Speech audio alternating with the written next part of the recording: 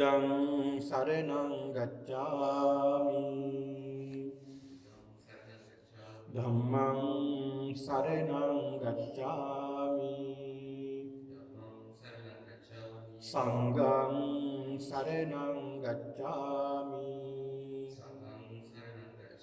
ဒုတိယံ පි බුද්ධං සරණං ගච්ඡාමි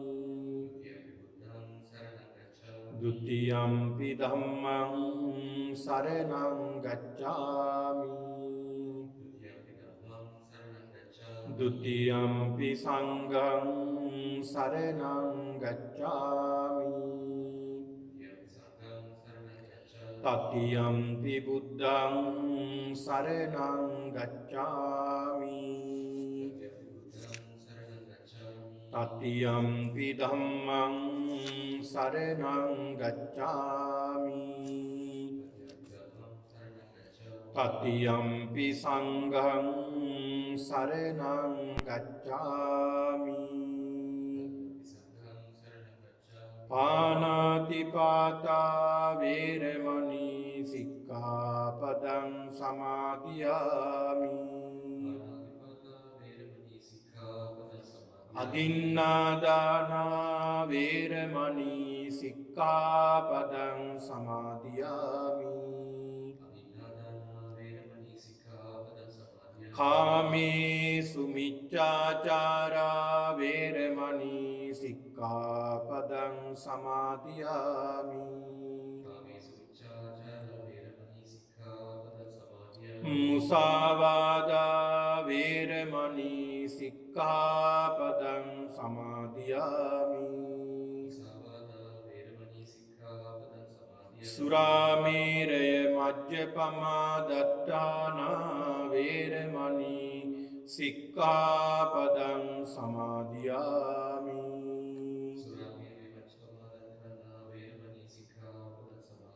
เมติสารณสหิตපංචසීල ධර්මය මාර්ගඵල නිවන් පිණිසම හේතු වේවා වාසනාව වේවා සාදු සමන්ත චක්කවාලේසු අත්‍රා ගච්ඡන්තු දේවතා සද්ධම්මං නිරාජස්ස සුනන්තු සග්ග මොක්ඛදං ධම්මස්සවන කාලෝ අයං බදන්තා ධම්මස්සවන කාලෝ අයං බදන්තා ධම්මස්සවන කාලෝ අයං බදන්තා නමෝ තස්ස භගවතු අරහතු සම්මා සම්බුද්දස්ස නමෝ තස්ස භගවතු අරහතු සම්මා සම්බුද්දස්ස නමෝ තස්ස භගවතු අරහතු සම්මා සම්බුද්දස්ස සම්මාදිට්ඨි සම්මාදිට්ඨිති ආවුසෝ උච්චති කිත්තාවතානුකෝ ආවුසෝ අරිය ශාවකෝ සම්මාදිට්ඨි හෝති උජුගතාස දිට්ඨි ධම්මේ අවිච්ඡප්පසාදේන සමන්නාගතෝ ආගතෝ ඉමං සද්ධම්මන්ති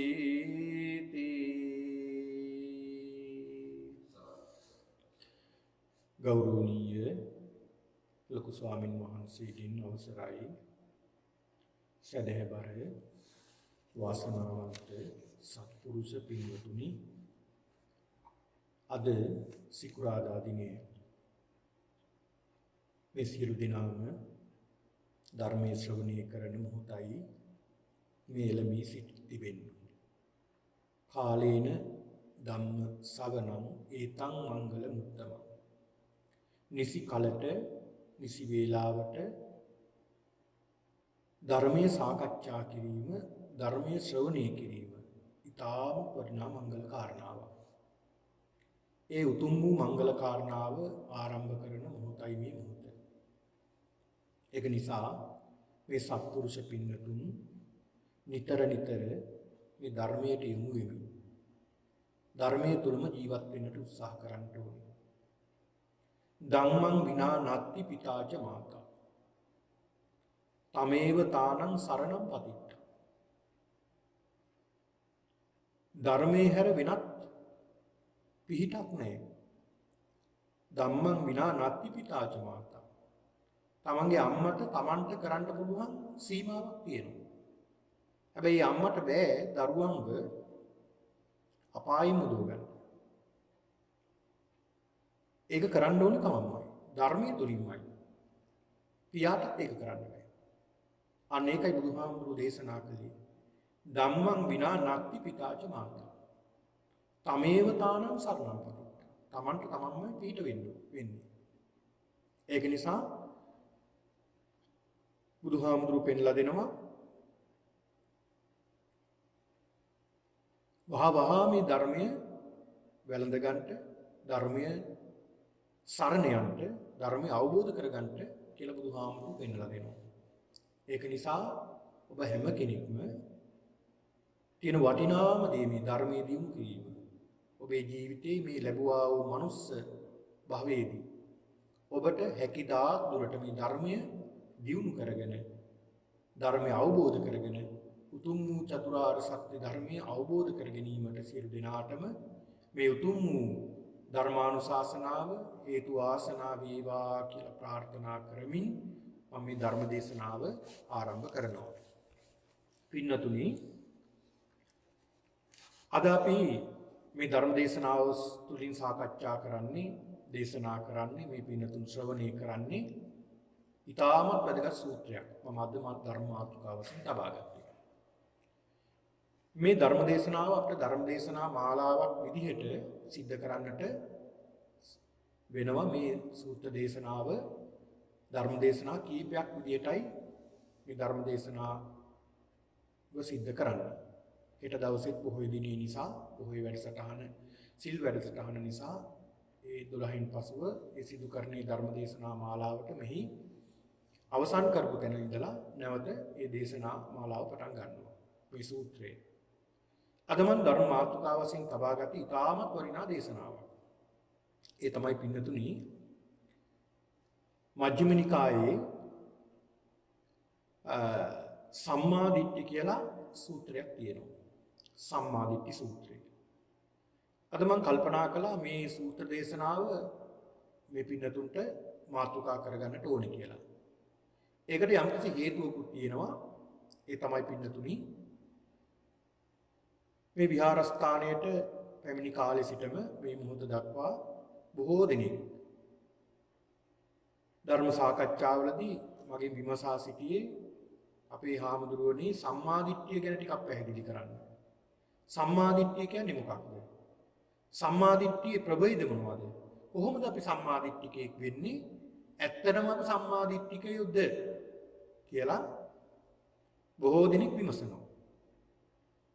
ඉතින් ඒ නිසා තමයි මම මාතෘකා කරගත්තේ මේ ධර්ම දේශනාව ඉතාමත් වැදගත් වෙනවා අපි සැබෑම සම්මාදිට්ඨිකයෝ බවට පත් වෙන්නට. පින්නතුනි, මේ සම්මාදිට්ඨි කියලා අපි සාකච්ඡා කරනවා, කතා කරනවා. ඒතර මොකක්ද මේ සම්මාදිට්ඨිය? ඒතර මේ සම්මාදිට්ඨිය අපිට පැහැදිලි කරගන්නට, මේ සම්මාදිට්ඨිය කියන එක පැහැදිලි කරගන්නට නම් පින්නතුනි අපිට මොකද්ද මේ මිත්‍යා දෘෂ්ටිය කියන එක ටිකක් තේරුම් ගන්නට වෙනවා. ඒතර මේ මිත්‍යා දෘෂ්ටිය තේරුම් ගත්තාම අපිට තරමක් දුරට එහෙනම් සම්මාදිට්ඨිය කියන්නේ මොකක්ද කියලා තේරුම් ගන්නට හැකියාව තියෙනවා. පින්නතුනි, මිත්‍යා දෘෂ්ටිය කියලා කියන්නේ අපි කර්මඵල පිළිබඳව විශ්වාස නොකිරීම. මෙලොවක් පරලොවක් නැහැ කියන චේතනාව. මවෙක් නැහැ, පියෙක් නැහැ, දෙන දේ දුන් දේ ඵල විපාක නැහැ. ඒ වගේම සත්‍ය අවබෝධ කරගත්තු උත්මයෝ නැහැ. මේ විදිහට දැඩි දෘෂ්ටි ග්‍රහණයට අහු වෙලා කටයුතු කිරීම තමයි මිත්‍යා දෘෂ්ටිය කියලා කියන්නේ. මේකට කියනවා දසවස්තුක මිත්‍යා දෘෂ්ටිය. ආකාර 10කින් බුදුහාමුදුරුවෝ පෙන්ලා දීලා තියෙනවා මේ මිත්‍යා දෘෂ්ටිය. නත්ති yitthaං නත්ති හුතං නත්ති සුකට දුක්ඛටානං කම්මානං පලං විපාකෝ නත්ති මාතා නත්ති පිතා නත්ති අයන් ලෝකෝ නත්ති පරෝ ලෝකෝ. මේ විදිහට බුදුහාමුදුරුවෝ ආකාර 10කින් පෙන්ලා දීලා තිනවා එදා කාලේ තිබුණ මේ මිත්‍යා දෘෂ්ටික අදහස්. එතකොට පින්නතුනි මේ මිත්‍යා දෘෂ්ටිය වැළඳගත් අය තමයි වැඩිපුරම මේ ලෝකේ ඉන්නේ. අපි හිතමු මේ ලෝකේ ඉන්න මිනිස්සුන්ගෙන් 100% මිනිස්සු ඉන්න මේ 100% බලුවොත් මේ සම්මා දිට්ඨිය ඇති කරගත්ත පිරිස බොහෝම අල්පයි. 8ක් 10ක් ඊටත් බොහොම අඩු පිරිසක්. හැබැයි බහුතරයක් ඉන්නේ මිත්‍යා දෘෂ්ටික පිරිස. එතකොට මේ මිත්‍යා දෘෂ්ටිය කියලා ගත්තහම මේ දඹදිව ඉන්දියාවේ බුද්ධ කාලයේදී ඔය සඳහන් වෙනවා දෙසටක් මිත්‍යා දෘෂ්ටීන් වැපිරලා තිබුණා කියලා. ඒ කියන්නේ මිත්‍යා දෘෂ්ටික අදහස් 62ක්. එතකොට මේ බෞද්ධ දර්ශනයේ බුදුහාමුදුරන්ගේ දර්ශනයේ මඟ පෙන්වීම 63 වෙනි දර්ශනයේ විදිහට තමයි හඳුනාගන්නේ. එතකොට 62ක්ම මිත්‍යා දෘෂ්ටික අදහස්. එක්කෝ ශාස්ත්‍රත එක්කෝ උච්ඡේද. එක්කෝ පරලොවක් ගැන විශ්වාස කරන නැත්නම් මරණින් මත්තේ කිසිවක් නැහැ කියලා විශ්වාසයක් තියෙනවා. මේ විදිහට මිත්‍යා මතවල එලිලා හිටපු පිරිස හිටියා. එතකොට මේ එදා තිබුණ මේ දර්ශන කොටස් දෙකකට බෙදුණා. එකක් තමයි දේවවාදී අනික තමයි අදේවවාදී. දේවවාදයත් කොටස් දෙකකට බෙදුණා. ඒක දේවවාදය සහ බහුදේවවාදය. එක දෙවියෙක් පිළිබඳව විශ්වාස කරනවා කෙනෙක් ඒ දෙවියෝ තමයි මේ ලෝකයේ මවලා තියෙන්නේ. ඒ වගේම මිනිස්සු මවලා තියෙන්නේ ගහ කොළ ඉර හඳ තාරකා පර්වත මේ සියල්ල මවලා තියෙන්නේ ඒ එකම දෙවියන්. ඒක නිසා මේ දෙවියන් වහන්සේ ඒ දෙවියන් සරණ යනවා කියලා ඒ දෙවියන්ට වඳිනවා පුදනවා යාතිකා කරනවා දෙවියන් සරණ යනවා. ඒතර ඒක මිත්‍යා දෘෂ්ටික අදහසක්. ඊළඟ තව පිරිසක් කල්පනා කළා මේ එක දෙවියෙක් නෙවෙයි. දෙවියෝ ගොඩක් ඉන්නවා. මොකද ඒ කාලේ වෙනකොට විවිධ විදියට මිනිස්සු කල්පනා කළා මේ දේවල් වලට දෙවිවරු ඉන්නවා. සුළඟට අධිපති දෙවි කෙනෙක් ඉන්නවා, වැස්සට අධිපති දෙවි කෙනෙක් ඉන්නවා. ඒක නිසා තමයි සුළඟෙන් අපිට පීඩා වෙන්නේ දෙවියන්ට පුද පූජා පවත්වපු නැති නිසා. වැස්සට පුද පූජා පවත්වපු නැති නිසා අපේ කෙත්වල සියල්ල විනාශ වුණා. ඒක නිසා අපි ඊළඟ සැරේ වැස්සට අධිපති දෙවි කෙනෙක් ඉන්නවා. ඒක නිසා දෙවියන්ට පුද පූජා පවත්වමු. මේ විදියට පරම්පරාව පින්නතුනි මේ විදිහට අදහමින් මේ දෙවියෝ විශ්වාස කරමින් ආවා. දෙවියෝ වැඩි වුණා. ඒක නිසා තමයි 33 කෝටියක් දෙවිවරු හදාගත්තේ. 33 කෝටියක්. කෝටි 33ක්. එතකොට මේකෙදී බහුදේවවාදයක් හැදුණා. එතකොට දෙවියෝ බොහෝ දෙනෙක් ඉන්නවා. ඊළඟ තව කාලයකදී පින්නතුනි මේ දෙවියෝ දැන් බොහෝ දෙනෙක් ඉන්නවනේ දැන් හොයාගන්න බෑ කවුද මේක මෙව්වේ කියලා. ඒ නිසා දෙවියන් අතරින් එක්කෙනෙක් ප්‍රධාන කරගත්තා. නැවතත් ඒක දේවවාදයට ආවා. එතකොට මේ දේවවාදී ආගම තුල පස්සේ කාලෙදී මේ දේවවාදී ආගම් නොපිළිගත් පිරිසකුත් හිටියයි අතර. දෙවියන් වහන්සේ තමයි මේ දේවල් නිර්මාණය කරලා තියෙන්නේ. දෙවියෝ තමයි මේ ඉර හඳ තාරකා ගස්කල් පර්වත සියල්ල නිර්මාණය කරන්න දෙවියෝ. නොපෙන්න බලවේගයක් කියලා. හැබැයි මේ පිළිබඳව සැක කරපු මිනිස්සු ඒ ගැන විශ්වාස නොකළ අය කල්පනා කළා එහෙම නෙමෙයි. ඊට වැඩි දෙයක් මේක තියෙනවා. ඒක නිසා ඒ දේ හොයන්න අපි ගිහි අතහැරලා යන්න ඕනේ කියලා. ඒතකොට පින්නතුනි එහෙම ගියාත් හිටියා. ඒතකොට බුද්ධ කාලේ අපිට අඳුර ගන්න පුළුවන් ඒ වගේ 6 දෙනෙක් ශාස්ත්‍රවරු. ශාස්ත්‍රවරු 6 දෙනෙක් පිළිබඳව. ඒත් මිත්‍යා දෘෂ්ටික අදහස්. ඒ කියන්නේ කෙනෙක් කියනවා දෙවියන් වහන්සේ පිළිබඳව දෙවි කෙනෙක්ගේ නිර්මාණය පිළිබඳව නෙමෙයි කියන්නේ ඒ අයගේ දර්ශනයක්. හැබැයි අර්ථ වැඩි ටිකක් ඉදිරියට ආපු ටිකක් කල්පනා කරපු දෙයක්. හැබැයි ඒකත් අහිත කරයි. හානි කරයි. ඒ වගේම මිත්‍යා දෘෂ්ටික අදහසක්. කෙනෙක් කියනවා ඉන්දියාවේ දඹදිව උතුරු ප්‍රදේශයේ ඉඳලා දකුණු ප්‍රදේශයට යනවා. දන් දීගෙන යාගෝම පවත්වමින් දන් දෙමින් දුගී මගේ යාචකාදීන්ට දන් දෙමින් දකුණු කෙරවල දක්වා ඉන්දියාවේ ගියත් ඒකෙන් සිද්ධ වෙන කිසිදු පිනක් නම් නැහැ කියලා එය ඉගෙනුවා. නැවත සඳහන් කරනවා දකුණු ප්‍රදේශයේ ඉඳලා ඉන්දියාවේ උතුරු ප්‍රදේශය යනවා. තියුණු අවියක් අරගෙන මිනිස්සු සත්වෝ කපමින් කොටමින් ඝාතනය කරමින් උතුරට ගියත් ලක්ෂ සංඛ්‍යාත පිරිසක් ඝාතනය කරත් ඒකෙන් සිද්ධ වෙන පවක් නම් නැහැ. ඒ කියන්නේ පව්පින් විශ්වාස කරේ නැහැ. ඒ කියන්නේ මොකද්ද මේකේ සඳහන් කරන්නේ? මේකේ කියන්නේ කර්මඵල විශ්වාස කරන්නේ නැහැ. ඒ කියන්නේ මිත්‍යා දෘෂ්ටිකයි. කියන්නේ ඒවත් මිත්‍යා දෘෂ්ටික අදහස්. තව කෙනෙක් කල්පනා කළා නෑ මේක ඉබේම සිද්ධ වෙන දෙයක්. විමුක්තිය කියන්නේ ඉබේම ලැබෙන දෙයක්. අපි ආත්ම භාව 84000ක් ආත්ම භාව ජීවත් වෙන්න ඕන. කොච්චර හොඳ කළත් අපි යහපත් දේ කරත් ඒක අඩු වෙන්නේ නැහැ. අයහපත් දේ කළා කියලා වැඩි වෙන්නේ නැහැ. ඒක නිසා මේ යෝනිවල මේ සත්ව ජාතිවල උපත ලබනමයි මේක ඉවර කරන්න ඕනේ. විද්‍යා දෘෂ්ටික අදහසිය. ඊළඟ තවත් කෙනෙක් සඳහන් කරනවා මේ සත්‍යය හැදිලා තියෙන්නේ පදාර්ථ හතකින්. ඒ තමයි පඨවි, ආපෝ, තේජෝ, වායෝ.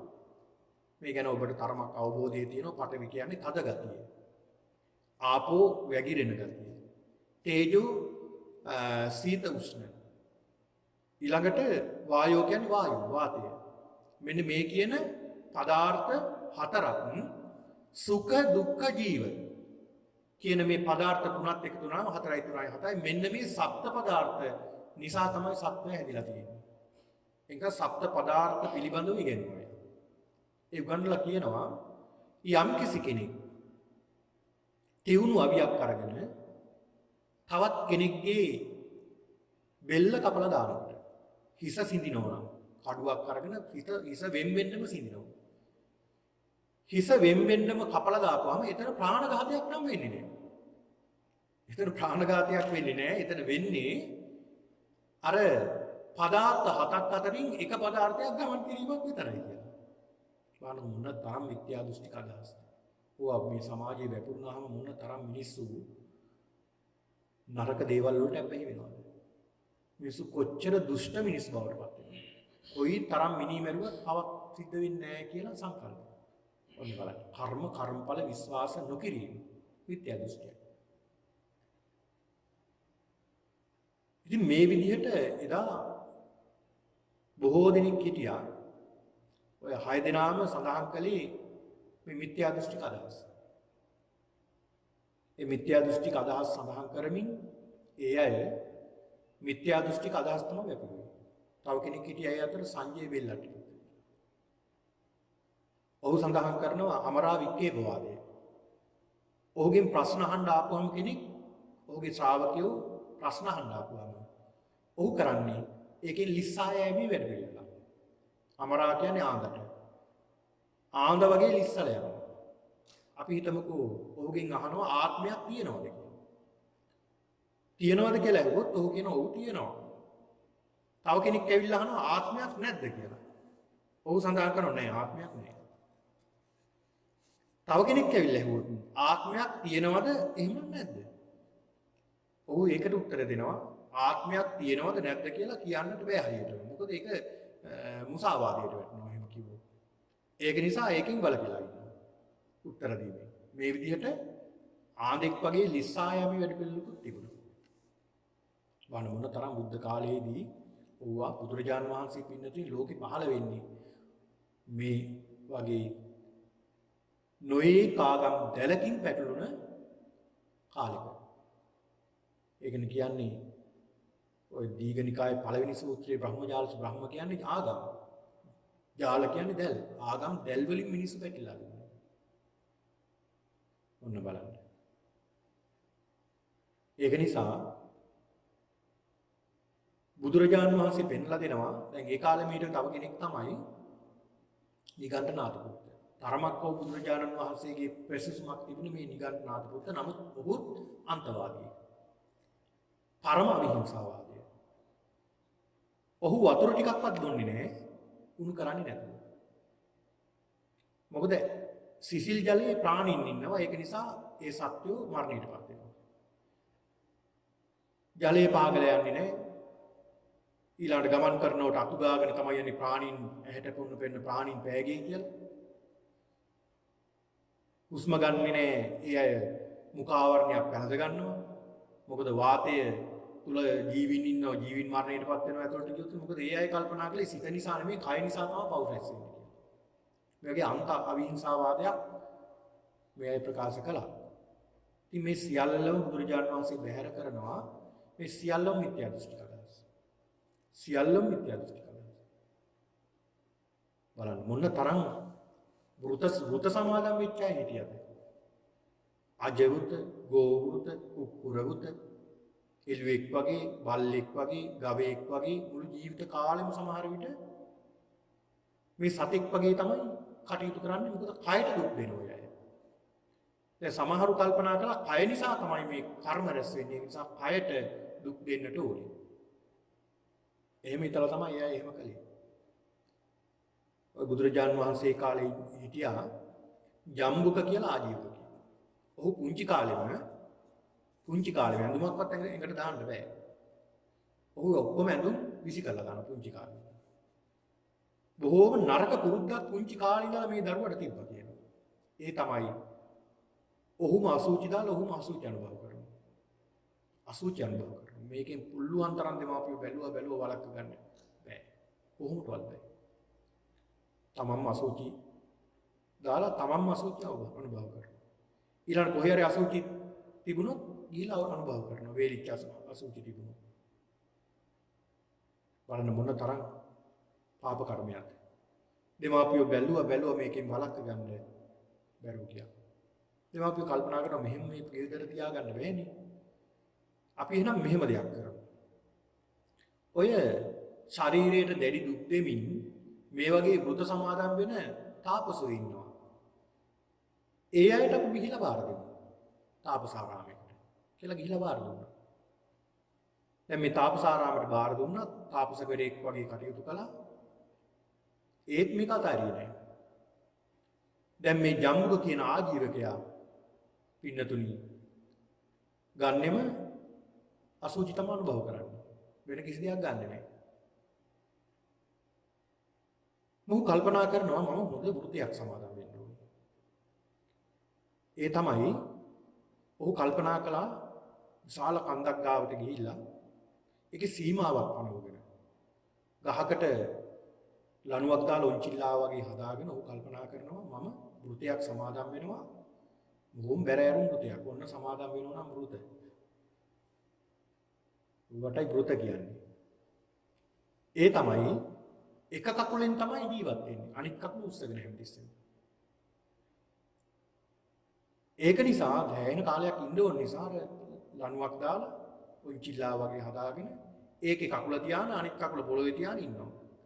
ඒ කකුල ටිකක් ඉදෙනකොට ටිකක් වෙලා ඉන්නකොට අර කකුල උඩ තියලා පැනලා උඩ පැනලා අනිත් කකුල අර උන්චිල්ලාවේ තියලා අනිත් කකුල තියාගෙන ඉන්නවා. මේ විදිහට තමයි තනි කකුලෙන් තමයි ජීවත් වෙන්නේ. මොකද ශරීරයට දැඩි දුක් දෙන්න ඕනේ. ඔහු පින්නතුනි කිසිවක් ආහාරට ගත්තේ නැහැ කියනවා. කිසිවක් ආහාරට ගත්තේ නැහැ. ඔහු කරන්නේම උදේ දවල් කාලෙදී මේ වෘතේ සමාදන් වෙලා රැයට යනවා තනි කකුලෙන් පැන මොකද කකුල බිම තියන්න බෑ වෘතේ කැඩනවනේ. තනි කකුලෙන් පැන යනවා අර පනවපු සීමාවක් තියෙනවා එතනින් එහාට නම් යන්නේ නැහැ. මොකද තමන්ගේ වෘතේ කැඩෙනවා. මේ තනි කකුලෙන් පැන ගිහිල්ලා සත්තු ජරා කරපු අසුචි වේලින අසුචි අනුභව කරනවා ගිහිල්ලා රාත්‍රියට. ඇඳුමක්වත් ඇඟේ නැහැ. ඇඳුමක්වත් ඇඟේ නැහැ. මොන තරම් ශරීරයට දුක් දෙනවද? ඊළඟට ඇවිල්ලා අලු අරගෙන ඇවිල්ලා හිසට දාලා ටික වෙලාවක් තියලා එක කොණ්ඩ ගස් ගලවනවා. ගලවලා බලන්න මොන තරම් වේදනාවක්ද කියලා. මේ ඇඟට ශරීර දුක් දීම. මේ විදිහට තමයි කටයුතු කළේ. දැන් මේක ආරංචි වුණා ගම්වල මිනිස්සුන්ට. හරි රහතන් වහන්සේ කෙනෙක් ඉන්නවනේ පුදුම තවුසේ. එයා නම් රහත්ම කෙනෙක් තමයි. අපේ ඇතුම් පහදිනවනේ ඉතින්. ඇඳුනුත් නැහැ. ඉන්දියාවේ තාමත් ඉන්නව නිගන්ට. ශරීරයට ඇඳුමක්වත් නැහැ. කොණ්ඩේ කපන්නේ කවදාවත්, නියපොතු කපන්නේ නාන්නේ නැහැ. පුදුම දුකක් මේ ශරීරයට දෙන්නේ.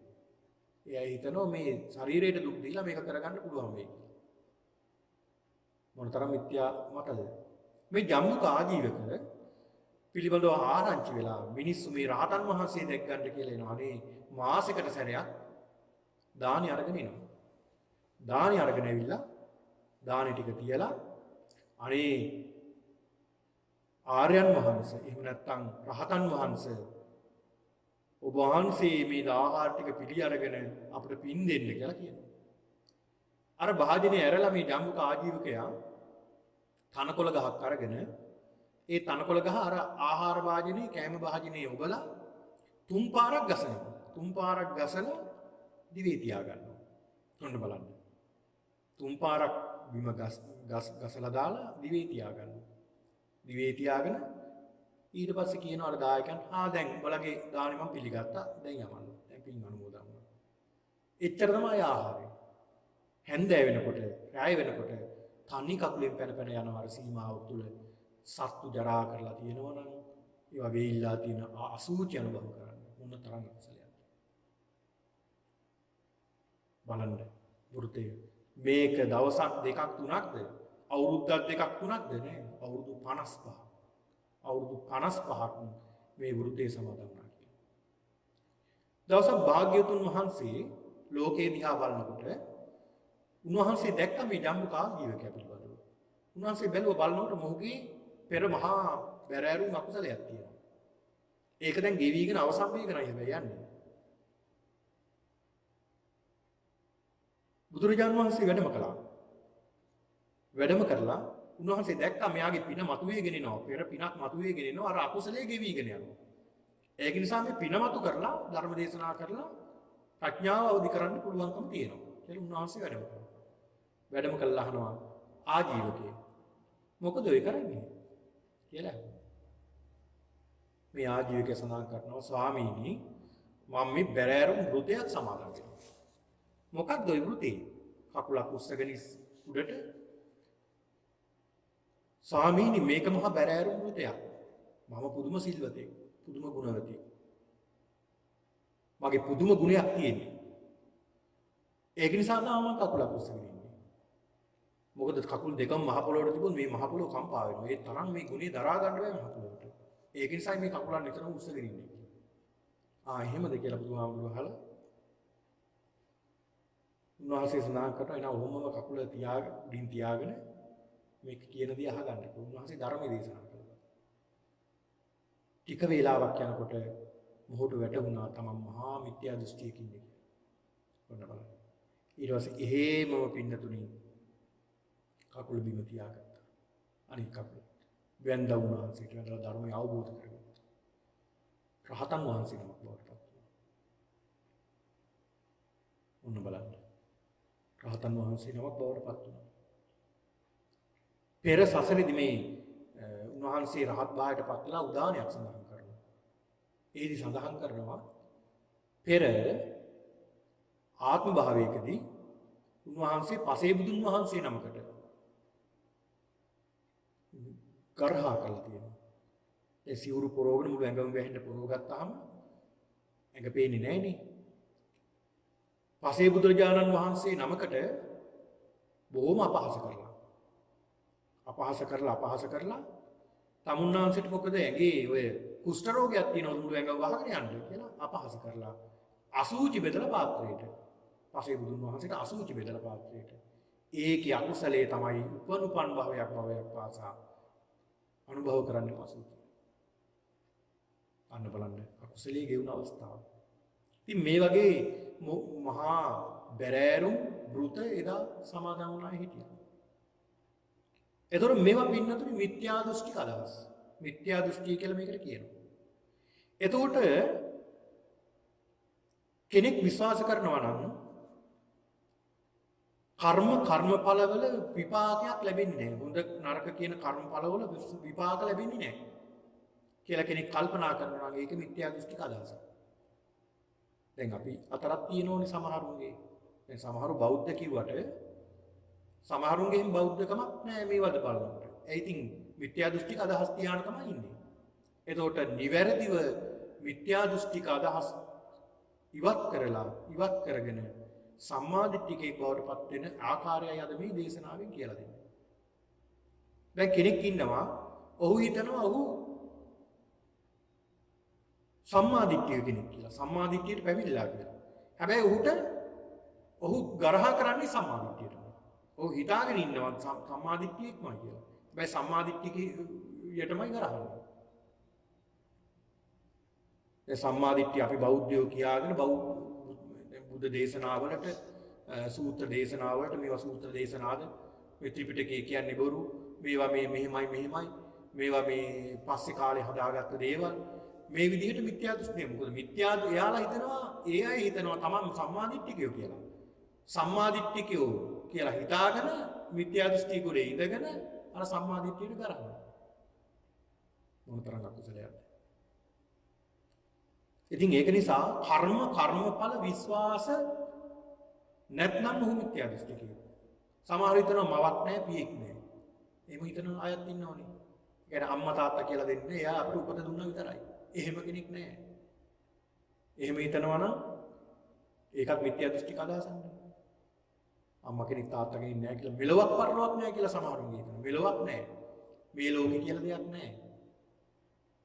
මේ ලෝකේ කියලා දෙයක් නැහැ. ඕන දෙයක් කරලා අපි ජීවත් වෙමු මරුණාට පස්සේ මේ මලකඳ වල්ලා දායි ඊට පස්සේ ඉතින් කොහේ ඉවත් යන්නේ නැහැ. මේක තමයි පළවෙනි එකක් මේක තමයි අවසාන එකක් අපි. ඒ හින්දා යාවත් ජීවේ සුඛ ජීවේ ඍණං කෘත්වා රිතං පිබේත්. භස්මී කෘතස්ස දේහස්ය පුනරාගමන කෘතං. ජීවි ඇතිතාකල් සැපසේ ජීවත් වෙයල්ලා. ණය වෙලා හරි ගිතෙල් කාපල්ලා. මොකද ඉන්දියාවේ දඹදිව තාමත් මිලාදික ආහාරයක් තමයි ගිතෙල් කියලා. ණය වෙලා හරි ගිතෙල් කන්න කියන්නේ ඒකයි. මොකද භස්මී කෘතස්ස දේහස්ය පුනරාගමන කෘතං. අඩු වෙලාගේ ශරීර ආය ආපහු වෙන්නේ නැහැ. ඒක නිසා ණය වෙලා හරි ජීවත් වෙලා ආය ගිවන්න වෙන්නේ නැහැ ඕක කියලා. ඔන්න මිත්‍යා දෘෂ්ටික අදහස්. පරලෝකයක් නැහැ. මැරිලා ගිහිල්ලා තව තැනක උපත ලබන්නේ නැහැ. අපි මේක තමයි දිව්‍ය ලෝකෙ. අන්න බලාපල්ලව දිව්‍ය ලෝකෙ ගවල් දාන බොහොම සැපසේ ජීවත් වෙන ඕන දිව්‍ය ලෝකෙ. අපාය ඔය තියෙන අපාය මේ ලෝකෙම තමයි අපාය තියෙන. අර ලංකාවේ නැත්තම් මේ ලෝකයේ අහවල් පැත්තට ගියාම ඕන අපාය. ඔය අපාය තමයි. වෙන එකක් නැහැ. ඒතර මේ මෙහෙම කියනවා නම් ඒ අයත් කොහොම ගොඩද? ඒ අයත් මිත්‍යා දෘෂ්ටි ගොඩේ. ඉතින් එහෙමනම් බුදුහාමුදුරු දේශනා කරනවානේ මේ අන්න දිව්‍ය ලෝකයේ අහවල් රටවල් වල තියෙන්නේ. අපාය අහවල් රටවල අහවල් ප්‍රදේශවල තියෙන්නේ කියලා එහෙම දේශනා කරනවා. එහෙම දේශනාවක් ත්‍රිපිටකයේ අපි දැකලා නැහැ නේ තාම. ත්‍රිපිටකයේ පැහැදිලිවම බුදුහාමුදුරු දේශනා කරනවා പ്രേතවත්තු විමානවත්තු මේ වගේ දේශනා කරලා තිනවා වෙනම ලෝක පිළිබඳව. ඒවා මේ බුදු ඇසට ප්‍රඥාවට මිසක් විද්‍යාව ඇසටවත් තාම හොයාගන්න බැරි වෙලා තියෙනවා. ඒවා දේශනාවේ තියෙනවා. ඒක නිසා පරලෝකයක් නැහැ කියලා විශ්වාසයක් තියෙනවා නම් ඒකත් මිත්‍යා දෘෂ්ටික අදහසක්. මේ ලෝකේ සත්‍ය අවබෝධ කරගෙන ඒවා දේශනා කරන ශ්‍රමණ බ්‍රාහ්මණයෝ නැහැ කියලා කෙනෙක් අදහනවා. ඒවත් දෙන්න දැඩි විශ්වාස කරනවා. එහෙම ඉන්නවනේ. කොහොම අය ඉන්නවද මේ ලෝකේ? ඒ සමහරුන්ගේ මෙහෙමත් මතයක් තියෙනවා. ඒ තමයි සමහරු කල්පනා කරනවා ඒකත් මිත්‍යා දෘෂ්ටික අදහසක්. ඉස්සර තමයි රහතන් වහන්සේලා හිටියේ. අවසාන මහරහතන් වහන්සේ ඉතින් මලියදේව මහරහතන් වහන්සේ. එතනින් පස්සේ ඉතින් කො මහරහතන් වහන්සේලා කවුරුත් නැහැ. දැන් ඉතින් නැහැ වර්තමානයේ. මේ ලෝකේ රහතන් වහන්සේලා වර්තමානයේ නැහැ කියලා කෙනෙක් විශ්වාස කරනවා. ඒකත් මිත්‍යා දෘෂ්ටික අදහසක් නේ. දැන් එහෙම වෙනවා නම් මේ බුදු සාසනේ පිරීලා තියෙන මේක දැනක බුදුහාමුදුරු පෙන්නලා දෙනවනේ මහණෙනි මේ ධර්මයේ පවතිනවා. ඒ කාලෙම මගේ පළවෙනි ශ්‍රමණයක් ඉන්නවා. පළවෙනි කියලා කියන්නේ සෝවාන් වෙච්ච කෙනා. දෙවෙනි ශ්‍රමණයක් ඉන්නවා. සකදාගාමී වෙච්ච කෙනාට ඒ කියන්නේ. තුන්වෙනි ශ්‍රමණයක් ඉන්නවා. අනාගාමී වෙච්ච කෙනා. හතරවෙනි ශ්‍රමණයක් ඉන්නවා. ඒ කියන්නේ අරහත්ත්වයටපත් වෙන කෙනා. එහෙනම් බුදුහාමුදුරුවෝ දේශනා කරන්නේ නැහනේ. ඒක නිසා පින්නතුනි මේ ලෝකයේ තුල බහුතරයක් නෙමෙයි සුළුතරයක් විදිහට උන්වහන්සේලා වැඩ ඉන්නවා. බොහොම අල්පව. ආර්යයන් වහන්සේලා. ඒක නිසා මෙන්න මේ කියන මිත්‍යා දෘෂ්ටික අදහස් වලින් ඉවත් වුණාම ඒ පුද්ගලයා සම්මා දිට්ඨිකයෙක් බවට පත් වෙනවා. සම්මා දිට්ඨිකයෙක් බවට පත් වෙන්නට පුළුවන්කම තිබෙනවා. ඒ වගේම තමයි බුදුරජාණන් වහන්සේ පෙන්වලා දෙනවා මේ සම්මා දිට්ඨිය පිළිබඳව පින්නතුනි මේ දේශනාවේදී විශේෂයෙන්ම මේ සම්මා දිට්ඨි කියන මේ සූත්‍ර දේශනාව. සම්මා දිට්ඨි කියන මේ සූත්‍ර දේශනාවේ බුදුහාමුදුරුවෝ පෙන්නලා දෙනවා සම්මා දිට්ඨිය ආකාර දෙකක් තියෙනවා. ඒ තමයි එකක් තමයි ලෞකික සම්මා දිට්ඨිය, අනික තමයි ලෝකෝත්තර සම්මා දිට්ඨිය. සම්මා දිට්ඨිය ආකාර දෙකක් තියෙනවා. එකක් තමයි ලෞකික සම්මා දිට්ඨියත්, අනික ලෝකෝත්තර සම්මා දිට්ඨියත්. ඔන්න මතක තියාගන්න ලෞකික සම්මා දිට්ඨිය සහ ලෝකෝත්තර සම්මා දිට්ඨිය. එතකොට මේ ලෞකික සම්මා දිට්ඨිය කියන්නේ මොකක්ද? ලෞකික සම්මා දිට්ඨිය කියන්නේ දසවස්තුක මිත්‍යා දෘෂ්ටියෙන් තොර වී දසවස්තුක මිත්‍යා දෘෂ්ටියෙන් තොරව දසවස්තුක සම්මා දිට්ඨිය ඇති කරගෙන ඉන්නවා. අත්ති දානං දානය කියලා එකක් තියෙනවා. දන් දීමේ ඵල විපාක තියෙනවා. මෙලොවක් තියෙනවා, පරලොවක් තියෙනවා. මවෙක් ඉන්නවා, පියෙක් ඉන්නවා. කර්මඵල ප්‍රතිපාක තියෙනවා. ඒ වගේ මේ ලෝකයේ සත්‍ය අවබෝධ කරගත්ත ශ්‍රමණ බ්‍රාහ්මණයෝ වැඩ ඉන්නවා මේ ලෝකේ. කියන මේ විශ්වාසයට පැමිණීම සම්මා දිට්ඨිය කියලා කියනවා. ඊළඟට මේකටම කියනවා කම්මස්ස කතා සම්මා දිට්ඨිය. දසවස්තුක මිත්‍ය සම්මා දිට්ඨිය කියලා කියනවා. එතකොට මේ සම්මා දිට්ඨියට පැමිණිච්ච කෙනා පින්නතුනි ලෞකික සම්මා දිට්ඨියට පැමිණුණ කෙනා මේ සම්මා දිට්ඨිය සඳහන් වෙනවා ඔහුට මෙහෙම විශ්වාසයක් ඇති වෙනවා. ඔහු කල්පනා කරනවා කර්මයේ කර්මඵල විශ්වාස කරන නුවණ ඇති වෙනවා. ඒ වගේම මේ ධර්මයේ ගැන ඔහුට අවබෝධයක් ඇති වෙනවා. එතකොට ඔහු කල්පනා කරනවා සත්තාමේ භගවා. ඒ භාග්‍යතුන් වහන්සේමයි මගේ ශාස්ත්‍රුන් වහන්සේ අන්න. ඒ භාග්‍යතුන් වහන්සේමයි මාගේ ශාස්ත්‍රුන් වහන්සේ. සත්තාමේ භගවා. ශ්‍රාවකවමස්මි. දැන් මම උන්වහන්සේගේ කවුද? ශ්‍රාවකයෙක්. උන්වහන්සේගේ ශ්‍රාවකයෙක් මම. භගවා ජානාති භාග්‍යතුන් වහන්සේමයි දන්නේ. අහන්න ජානාමි. මම මොනවද දන්නේ? මම කිසි දෙයක් දන්නේ නැහැ. කියන තැනින් පටන් ගන්න. ඔන්න බලන්න. සත්තාමේ භගවා මේ භාග්‍යතුන් වහන්සේමයි මගේ ශාස්ත්‍රුන් වහන්සේ. ශ්‍රාවකෝහමස්මි මම උන්වහන්සේගේ ශ්‍රාවකෙක්. භගවා ජානාති භාග්‍යතුන් වහන්සේමයි දන්නේ. අහන්න ජානායි මම දන්නේ නැහැ කියන තැනින් පටන් ගන්නවා. නොදන්නා තැනින් දන්නේ යන්නේ. ඒ සමහර වෙයි නෙමෙයි සමහර බුදුහාමුදුරන්ටත් උගන්වන්න යනෝනේ. මම තමයි දන්නේ කොහොමද ධර්මයේ ඕක නෙමෙයි. ඉතින් එයාට කවදාවත් ධර්මය අවබෝධ කරගන්න බෑනේ පින්නතුනි. මොකද තමන්ගේ තියෙන අදිමානය නිසා තමන්ට ධර්මය අවබෝධ කරගන්න බෑ. දැන් සමහරු ඉන්නෝනේ එහෙම ධර්මය අහන්න ශ්‍රවණය කරන් ඉඳ ගන්නවා සමහර ප්‍රශ්න කරන්නේ. දෙන්නම් අද ප්‍රශ්නයක් හොඳයි. ඒ අදහසින් ඉඳගත්තොත් ඔහුට ධර්මයේ කවදාවත් අවබෝධ කරගන්න බෑ. තව කෙනෙකුට ප්‍රශ්න අහලා මේ මොකද ධර්මය අවබෝධ කරගන්න චේතනාවෙන් නෙවෙයිනේ. ඉතින් ඒක නිසා මෙන්න මේ කියන අදහස් සියල්ල අයින් වෙන්නට ඕනේ. ඒ අයින් වෙලා මම උන්වහන්සේගේ ශ්‍රාවකෙක්මයි කියන ලෞකික සම්මාදිට්ඨියට පැමිණෙනවා. ඒ ලෞකික සම්මාදිට්ඨියට පැමිණෙන පුද්ගලයා පින්නතුනි ඔහු තුල ශ්‍රද්ධාව ඇති වෙනවා. බුදුරජාණන් වහන්සේ පිළිබඳව, ධර්මයේ පිළිබඳව, මහා සංඝරත්නය පිළිබඳව, මේ තෙරුවන් පිළිබඳව ශ්‍රද්ධාවක් ඇති වෙනවා. හැබැයි මේ ශ්‍රද්ධාව චල ශ්‍රද්ධාව. එහෙම නැත්නම් හෙළවෙන ශ්‍රද්ධාව. චංචල ශ්‍රද්ධාව. ඒ චංචල වෙලා හරි ඔහුට ඇති වෙනවා මේ සද්ධාව. සද්ධාවන්තයෙක් බවට පත් වෙනවා. භාග්‍යවතුන් වහන්සේ දකින්න යනවා. උන්වහන්සේට වන්දනා කරනවා. උන්වහන්සේට මල් පූජා කරනවා. උන්වහන්සේ වෙනුවෙන් බොහෝ දේ සිද්ධ කරනවා. ධර්මයේ ශ්‍රවණය කරනවා.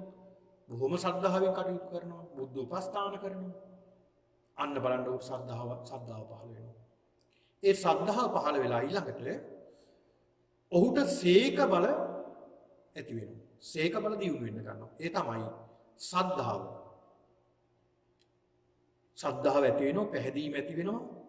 ඒ වගේම ඊළාට සීලය, සිල්වත් වෙන්න පටන් ගන්නවා. සීලයෙන් පිරිසිදු වෙනවා. ප්‍රාණඝාත, අදත්තා දාන ආදී දේවල් වලින් වැළකීලා අනුන්ටත් යහපත්, තමන්ටත් යහපත් දේ සිද්ධ කරන්න උ පටන් ගන්නවා. සිල්වත් වෙනවා. ඊළඟ සුත සම්පත්තියක් වෙනවා. සුත කියලා කියන්නේ ධර්මයේ ශ්‍රවණය කළ බොහෝ ඇසූ පිරු තැන් ඇති කර ගන්නවා. ඒ කියන්නේ හොඳට බණ අහලා ධර්මයේ පිළිබඳ අවබෝධයක් ලබා ගන්නවා. ඊළඟ ඡාග අතහැරීම පුරුදු කරනවා. ඡාග කියන්නේ දන් දීම වගේම අතහැරීම පුරුදු කරනවා. ඊළඟට ඔහු පුරුදු වෙනවා ප්‍රඥාව දිනු කරගන්නත් පුරුදු වෙනවා. මේ කියන සීක බල ඔහු තුල වර්ධනය වෙනවා. එතකොට මේ සීක බල වර්ධනය වෙන්න ගන්නවා. අන්න සීක බල වර්ධනය වෙන්න ගත්තාම බුදු ප්‍රජාන් වහන්සේ පෙන්ලා දෙනවා ඔහු අරියානන් දස්සාව. ආර්යයන් වහන්සේලා දකින්න කෙනෙක්. අරියානන් දස්සාව. ආර්ය ධම්මස්ස කෝවිදෝ. ආර්ය ධර්මයේ දක්ෂේ. ආර්ය ධම්මේ සුවිනිවිතු. ආර්ය ධර්මයේ බොහෝම හික්මුණ කෙනෙක් බවට පත් වෙනවා. බුද්ධේ අවිච්ඡප්පසාදේ හොති. බුදුරජාණන් වහන්සේ පිළිබඳව අචල ශ්‍රද්ධාවකින් කටයුතු කරන්න ගන්නවා. ධර්මයේ කෙරෙහිත් එහෙමයි සංඝයා කෙරෙහිත්. අන්න බලන්න ලෞකික සම්මාදිට්ඨිය. එතකොට මේ ලෞකික සම්මාදිට්ඨිය ඔහුට ඇති වෙන්න ගන්නවා. ඒ ලෞකික සම්මාදිට්ඨියෙන් ඔහු කටයුතු කරනකොට තව ටිකක් ඉදිරියට යනකොට ඔහුට ඇති වෙනව පින්නතුනි ලෝකෝත්තර සම්මාදිට්ඨිය. ඒ තමයි ලෝකෝත්තර සම්මාදිට්ඨිය. චතුරාර්ය සත්‍ය පිළිබඳව අවබෝධය.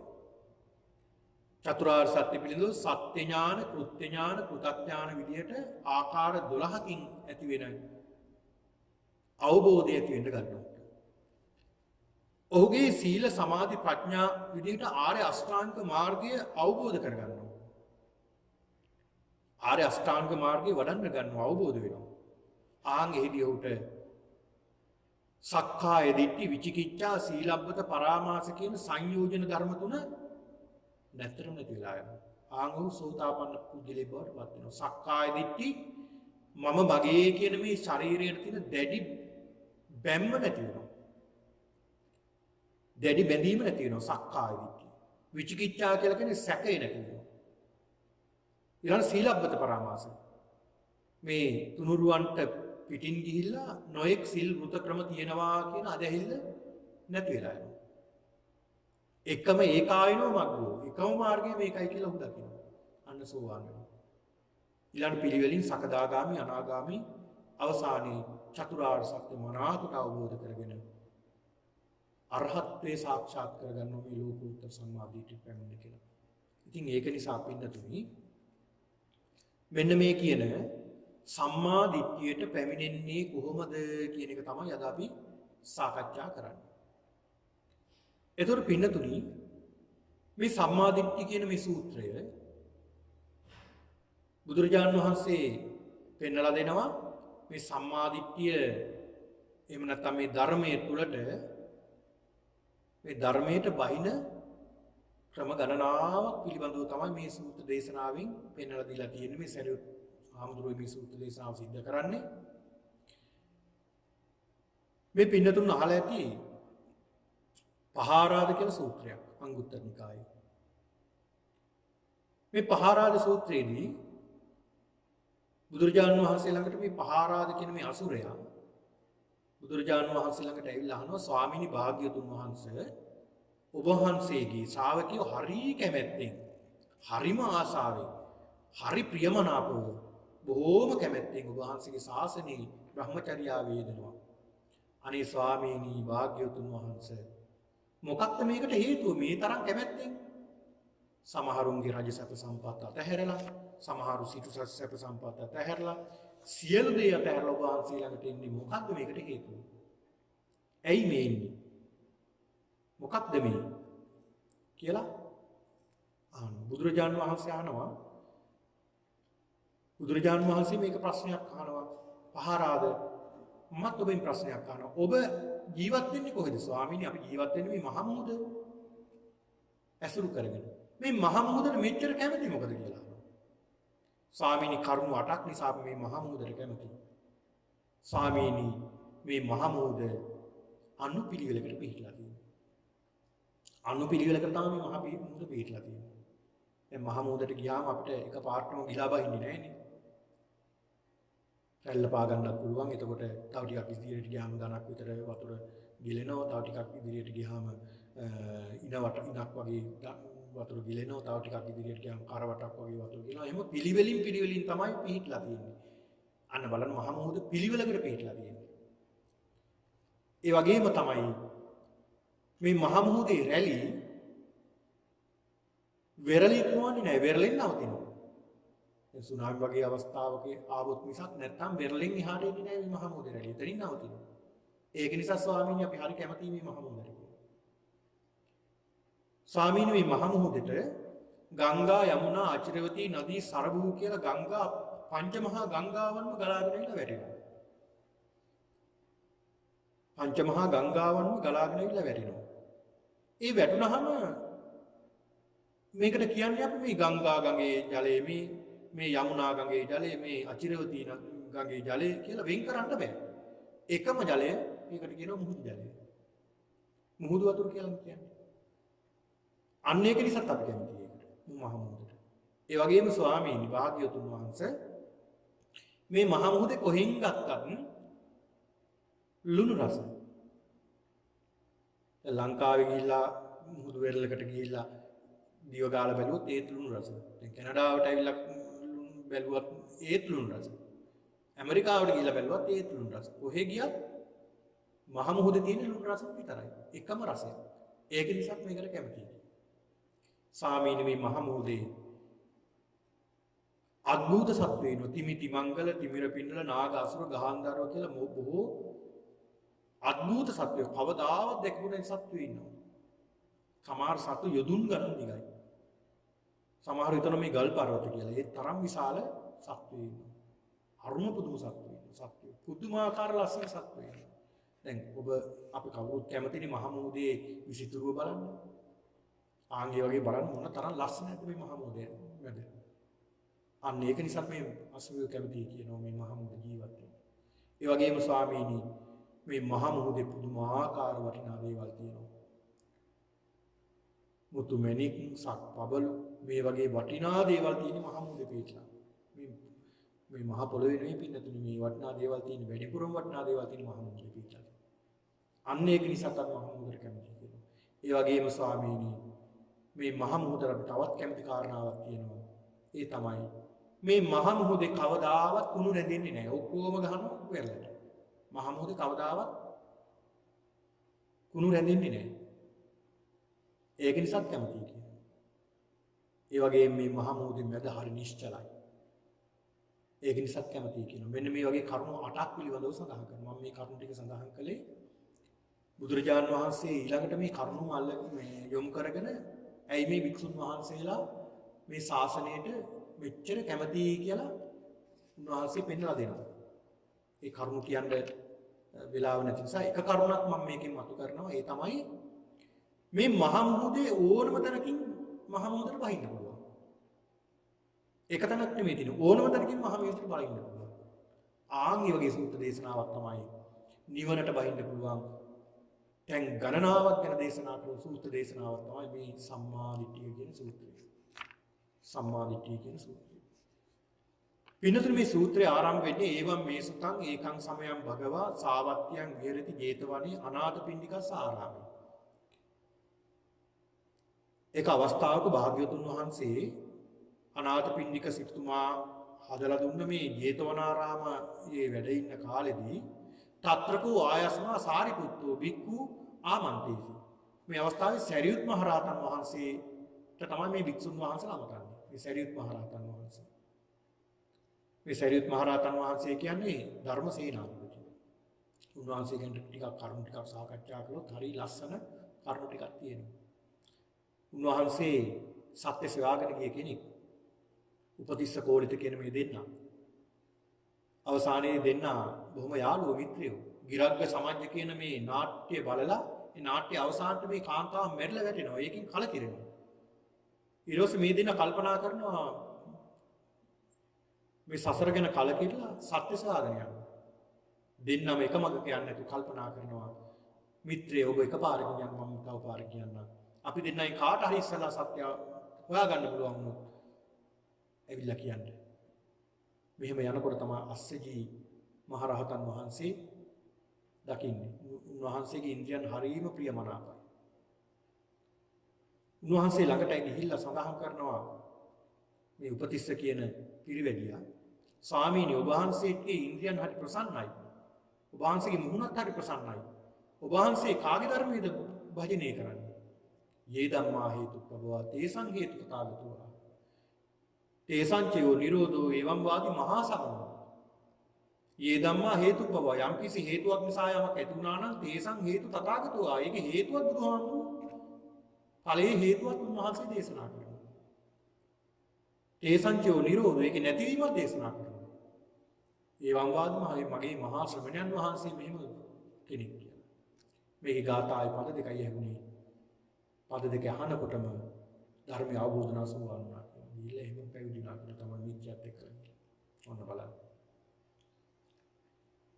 ඊළඟට පින්නතුනි එතනින් සතියක් ගියාට පස්සේ ඒ සඳහන් වෙනවා දීඝනක කියලා. ඔහුගේම ඒ සරියුත් හාමුදුරුවන්ගේම ඥාතිවරයෙක්ට බුදුරජාණන් වහන්සේ ධර්මයේ දේශනා කරන වේදනා පරිග්‍රහ කියන මේ සූත්‍රය. මේ සූත්‍ර දේශනා කරනකොට මේ සරියුත් හාමුදුරුවෝ හිටියේ භාග්‍යවතුන් වහන්සේට පවන් සලමින්. පවන් සලමින් තමයි උන්වහන්සේ හිටියේ. පවන් සලමින් ඉන්න ගමන් තමයි ධර්මය ඇහුවේ. බුදුහාමුදුරුවෝ දේශනා කරන තව කෙනෙකුට දේශනා කරන ධර්මය හොඳ සිහින් ආගෙන. ඒතර මේකෙන් අපිට තේරෙනවා තව දෙයක්. ඒ අහගෙන ඉඳලා එතනින් තමයි රහත් භාවයටපත් උනේ සරියුත් මහරහතන් වහන්සේ. තව කෙනෙකුට දේශනා කරන ධර්මය අහගෙන. ඒතර මේකෙන් පින්නදින් තව කාරණාවක් අපිට තේරෙනවා. ඔබ යම් කිසි මොනවා හරි වැඩක ඉන්නවා ඇති. හැබැයි ධර්මයේ ගැන හොඳ සිහියෙන් අහගෙන ඉන්නවා නම් තව කෙනෙකුට පුළුවන් මේ ධර්මය අවබෝධ කරගන්න.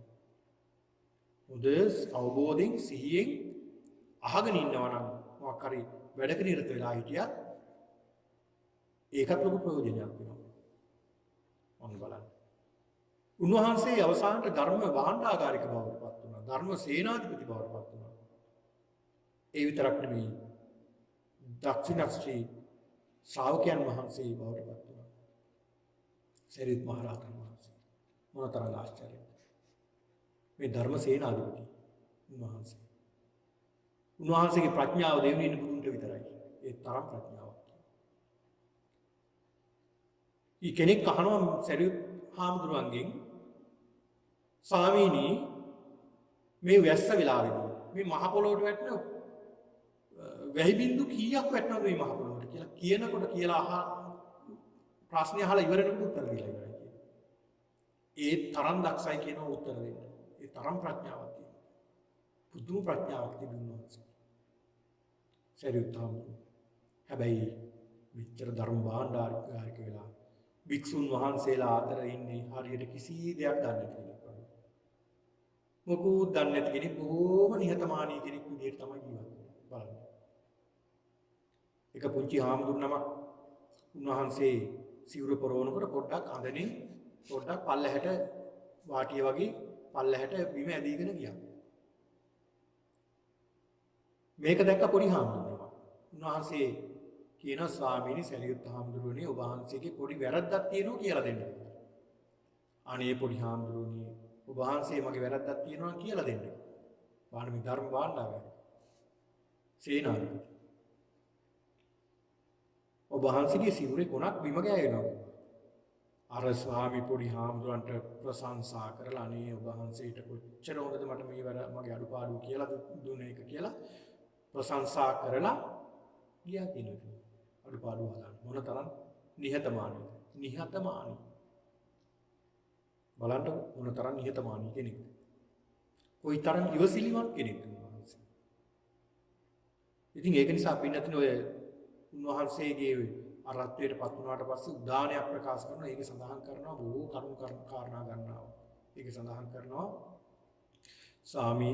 සිල් කෙනෙක් සිල්වත් මේ භික්ෂුව ගැන සඳහන් කරන්නේ. කෙනෙක් සිල්වත් නම්, ගුණවත් නම්, ඒ වගේම භාවනාවේ ඇලී සිටිනවා නම්, ඒ වගේම විවේකී අනුභව කරනවා නම්, ප්‍රීතිය අනුභව කරනවා නම්, ඔහු තමයි භික්ෂුව කියලා. ඔහු තමයි භික්ෂුව කියලා සඳහන් කරනවා. ඒ වගේම සඳහන් කරනවා මේ වළඳන දේ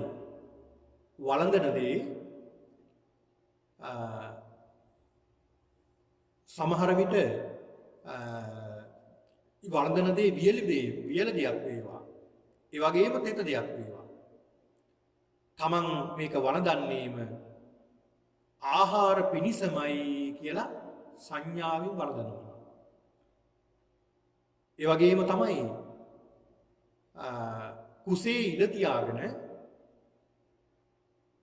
ජීවත් වෙනවා නේ. කියන ආහාර ගන්නකොට කුසේ තවත් ඉඩ ඉතිරි කරගෙන තමයි ආහාර ගන්න ඕනේ. අන්‍යයා තමයි භික්ෂුව කියලා සඳහන් කරන්නේ. උන්වහන්සේ සඳහන් කරන්නේ උදාන දේශනාවේ. ඒ වගේම සඳහන් කරනවා රමණීයානි අරඤ්ඤානි යත්තන රමති ජනෝ විතරාග අරමෙස්සන්ති නතේ කාම ගවේසන. භික්ෂුව කියලා කියන්නේ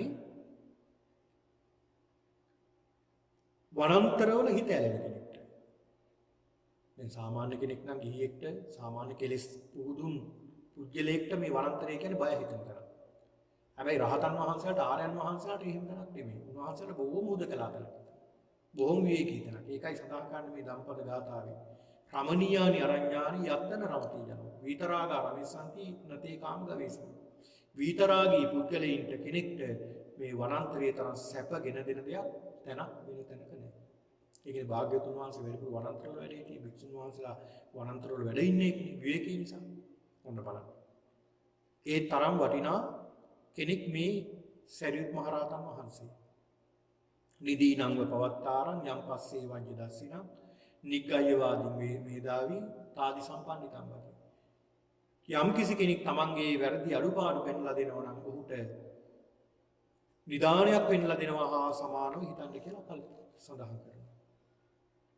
ඉතින් ඒක නිසා මෙන්න මේ කියන මේ සරියුත් මහ රහතන් වහන්සේගෙන් තමයි භික්ෂුන් වහන්සේලා විමසන්නේ ස්වාමීනි සම්මාදිට්ඨි ආයුසෝ බුද්ධති කිත්තාවතාත්මකෝ ආයුසෝ අරිය ශාවකෝ සම්මාදිට්ඨි හෝති උජුගතස්සාත දිට්ඨි ධම්මේ අවිච්ඡප්පසාදේන සමන්නාගතෝ ආගතෝ ඉමං ධම්මන්ති. එවත්නි සම්‍යක් දෘෂ්ටිය කියලා කියනවා. සම්මාදිට්ඨිය කියලා කියනවා. එවත්නි කොපමණකින් ආර්ය ශ්‍රාවක තෙමේ සම්මාදිට්ඨිකෙක් වෙනවද? එවත්නි කොපමණකින් මේ ආර්ය ශ්‍රාවකයා සම්මාදිට්ඨික කෙනෙක් බවට පත් වෙනවද? ඔහුගේ දෘෂ්ටිය ඍජු භාවයට පත් වෙනවද? ඒ වගේම ධර්මයේ ගුණ දැන පැහැදීමෙන් යුක්ත නිර්වාණයට පැමිණෙනවාද කියලා. දුරාතීපිකෝ මයං ආයුසෝ ආගච්ඡාමි. අනේ ස්වාමීනි ආයුෂ එවත්නි සරියුත් හාමුදුරන්ගේ මේ සඳහන් කරන්නේ මේ භික්ෂුන් වහන්සේලා. එවත්නි අපි බොහෝ දුර ඉඳලා ඉන්නේ මේක අහගන්න. ඔබ වහන්සේ සමීපයේදී මේ වාසිතයන්ගේ අර්ථය දැනගන්න පුළුවන් නම් අපි දුර ඉඳලා වුණත් අපි එනවා මේක අහගන්න මේ සම්මාදිට්ඨිය පිළිබඳව මේක පිළිබඳව අහගන්න දුර ඉඳලා වුණත් අපි එනවා. ඒක නිසා එවත්නි එසේනම් අපිට දේශනා කරන්නට කියලා සඳහන් කරනවා. සරියුත් හාමුදුරුවෝ සඳහන් කරනවා එවත්නි එසේනම් අසන්න මනවින් සිතේ තියාගන්න මේ දේ කියලා දෙන්නම් කියලා.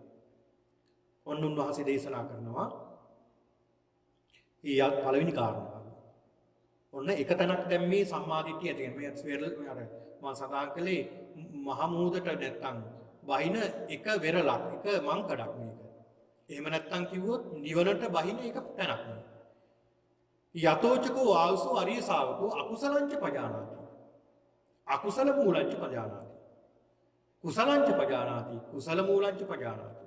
එත්තාවතාපිකෝ ආවුසෝ අරිය ශාවකෝ සම්මා දිට්ඨිය හෝති. උජුගතස්ස දිට්ඨි. ධම්මේ අවච්ඡප්පසාදේන සමන්නාගතෝ ආගතෝ ඉමං සද්ධම්මන්ති. එවත්නි යම් කලක ආර්ය ශ්‍රාවක තෙමි. යම් කිසි ආකාරයකින් මේ ආර්ය ශ්‍රාවකයා අකුසලයේ පිළිබඳ අකුසලයේ දැනගන්නවා. ඒ කියන්නේ අකුසලයේ කියන්නේ මොකක්ද කියලා දැනගන්නවා. ඊළඟට අකුසල මූලය කියන්නේ මොකක්ද දැනගන්නවා. ඔන්න බලන්න. අකුසලයේ දැනගන්නවා නම් අකුසලයේ මූලය මොකක්ද කියලා දැනගන්නවා. ඒක දෙකක් එතකොට. අකුසලයේ මේකයි, ඒ වගේම ඒ අකුසලයේ ඇති වෙන මුල මේකයි. කුසලයේ මේකයි, කුසල මූලය මේකයි කියලා දැනගන්නවා නම් අන්නේ මෙපමණකින් ආර්ය ශ්‍රාවකයා සම්මාදිට්ඨික කෙනෙක් බවට පත් වෙනවා. අන්න බලන්න. අකුසලයේ දන්නවා නම් අකුසල මූලයත් ඔබ දන්නවා නම්, කුසලයේ මොකක්ද කියලා දන්නවා නම්, කුසල මූලය මොකක්ද කියලා දන්නවා නම්, එපමණකින්ම ඔබ සම්මාදිට්ඨිකයෙක්.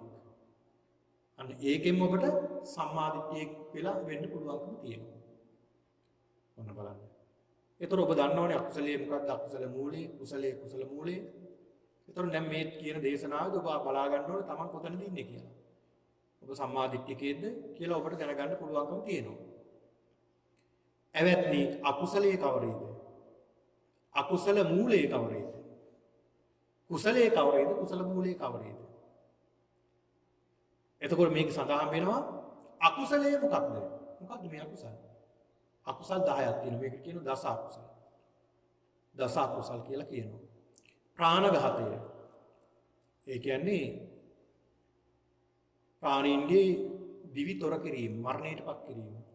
ප්‍රාණඝාතයෙන් ඊළඟට සොරකම් කිරීම, අදත්තාදානය, කාම මිත්‍යාචාරය, වැරදි කාම සේවයන්යන්ගේ නිරත වීම, ඒ වගේම මුසාවාදය, කියන්නේ බොරු කීම, පිසුනා වාචා, ඒ කියන්නේ පිසුණු බස් කීම, වේද වෙන, ඊළඟ පරුසා වාචා කෙනෙක්ට බොහොම පරුස වචනින් කතා කිරීම, සම්පප්පලාප, ඒ වගේම අර්ථයක් නැති දේවල් කතා කිරීම, මිත්‍යා ජීව, වැරදි පැත්තටම යොමු කරන කතාවන් සිද්ධ කිරීම. ඊළඟට සඳහන් වෙනවා අවිද්‍යා ව්‍යාපාද දෝමනස. අවිද්‍යාව කියන්නේ දැඩි ලෝභය. දැඩි ආශාව තියෙනවා නම් තව දෙයකට, රූපේට, ශබ්දේට, මේ දේවල් වලට දැඩි ආශාව තියෙනවා. ඒ වගේම ව්‍යාපාදය, තව කෙනෙක් විනාශ වේවා කියන විද්‍යාවකට කියනවා වෛරය. දැඩි වෛරය. ඊළඟ මිත්‍යා දෘෂ්ටිය. මෙන්න මේ කියන කරුණු 10 පිළිබඳව දැනගන්න ඕනේ. හොඳට දැනගන්න ඕනේ මේ පිළිබඳව. ඊළඟට කොහොමද මේ අකුසලයන් ඇති වෙන්නේ? මේ අකුසල් 10 ඇති වෙන්නේ මොකක් නිසාද? අකුසලයේ මූල නිසා. මොනවද මේ අකුසල් මූල? ලෝභය අකුසල මූලය. ද්වේෂය අකුසල මූලය. මෝහය අකුසල මූලය. ඒතර මේ ලෝභය කියන්නේ අකුසල මූලයක්, ද්වේෂය අකුසල මූලයක්, මෝහය අකුසල මූලයක්. මේ කියන ලෝභ, ද්වේෂ, මෝහ කියන මේ අකුසල මුල් මේවා කියන ඔබ අවබෝධයෙන්ම දැනගන්නට ඕනේ. ඔබේ හිතට එනකොටම මේක දැනගන්න ඕනේ මේක අකුසල මුල්. මේක අකුසල මූලක් මේක කියලා ඔබට එනකොටම සිතිවිලි ඔබ දැනගන්න ඕනේ මේක අකුසලයක්, අකුසල මුලක්. මේ අකුසලය ආවේ මේ අකුසල මූලය නිසා කියලා ඔබට අවබෝධය තියෙනවා. අන්න එතනින්ම ඔබට අවබෝධ වෙන්න කරගන්න පුළුවන් මේ සම්මා දිට්ඨිකේ බවට පත් වෙන්න පුළුවන්කම තියෙනවා. ඊළඟට කුසලංච ජානාති. මොකක්ද මේ කුසලයේ කියලා කියන්නේ? පින්නතුනි අර පෙර සඳහන් කළ අකුසල් 10න් ඉවත් වෙලා ප්‍රාණඝාතයෙන් තොරවීම, සොරකමින් තොරවීම, කාම මිත්‍යාචාරයෙන් තොරවීම, මුසාවාදයෙන් තොරවීම, පිසුනා වාච, පරුසා වාච, සම්පප්පලාප මිත්‍යා ජීවෙන් තොරවීම, අවිද්‍යාවෙන් තොරවීම, ඒ කියන්නේ දැඩි ආසාවෙන් තොරවීම, ව්‍යාපාදය කියන්නේ වෛරයෙන් තොරවීම, මිත්‍යා දෘෂ්ටියෙන් තොරවීම, සම්මාදිට්ඨික වීම. අන්න බලන්න මේ කුසලයන් දැනගන්නවා, කුසල මූලයක් දැනගන්නවා. ඒ කුසල් එනකොටම දැනගන්න මොනව නිසාද මේ ආවේ? කුසල් මුල් තියෙනවා. ඒ තමයි අලෝභය, අද්වේෂය, අමෝහය කියන මේ කුසල. අන්න මේ කියන අකුසලයක්, අකුසල මූලයක්, කුසලයක්, කුසල මූලයක් දැනගත්තාම අන්න ඒ තැනත්තා පින්නතුනි එපමණකින්ම සම්මාදිට්ඨික කෙනෙක් බවට පත් වෙනවා. ඔන්න එක තැනක්. ඔන්න එක තැනක් මේ නිවනට බහින්න සම්මාදිට්ඨියෙක් බවට පත් වෙන්න එක තැනක් මේ සරියුත් මහ රහතන් වහන්සේ සඳහන් කරනවා. වික්ෂුන් වහන්සේලා සඳහන් කරනවා අනේ ස්වාමීනි ඇවැත්නි හරිම ලස්සනයි. හරිම ශෝක. හරිම පැහැදිලි.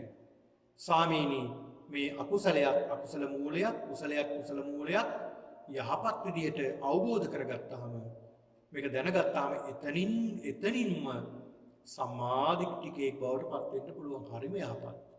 ස්වාමීනි තව ප්‍රශ්නයක් අහනවා මේ වික්ෂුන් වහන්සේලා ස්වාමීනි ඒ ක්‍රමයේ ඇරෙන්න තවත් ක්‍රමයක් තියෙනවද?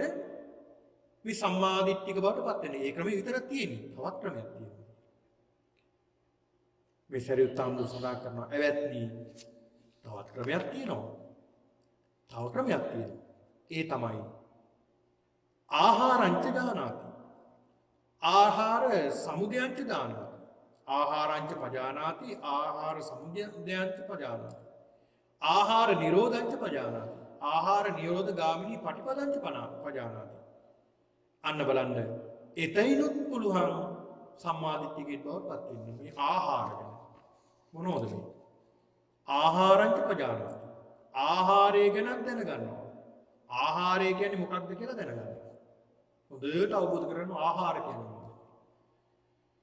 ඊළඟට ආහාර සමුදයංච. ආහාර ඇති වෙන්නේ කොහොමද? ඒකට හේතුව මොකක්ද මේ ආහාර ගන්න? ඒකත් හොඳට දැනගන්න.